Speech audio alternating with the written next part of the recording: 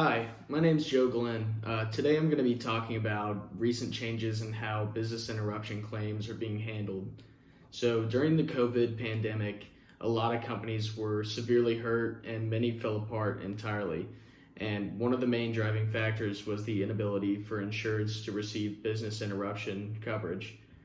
Because the virus was not specified covered cause of loss, these businesses did not meet loss requirements for this type of coverage. However, in the past few months, several court decisions have allowed these businesses to recover these claims for lost business income. These courts found the language under these policies to be rather ambiguous and held that the language could be interpreted to allow COVID-related claims to fall under the loss requirements. In a case in Missouri, the court's interpretation of the policy held that the policy did not specifically define the terms physical damage and physical loss, so the court relied on the plain meaning of these terms and found that physical loss exists when property is taken from one's possession or when a business is prevented from using the property. Therefore, the court found that as the virus is a physical substance that rendered the business locations unsafe and unusable, the businesses did indeed experience physical loss.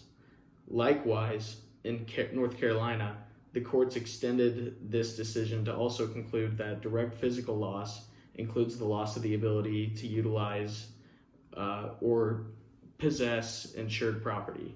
So in short, these decisions represent a win for policyholders who have a final court ruling that supports their claim for coverage without the ordinary loss requirements.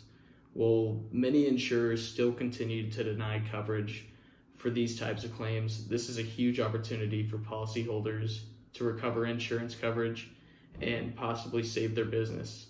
I thought this was very interesting, just with how slight ambiguity in policy wording can have such a massive effect on this type of coverage, and even more so how judicial decisions afforded coverage for these businesses who were denied coverage initially.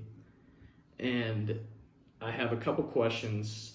Do you think that these types of decisions could start a widespread movement toward adopting a judicial perspective and interpreting business interruption policies?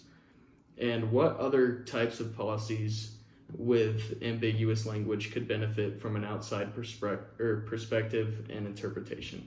Thank you.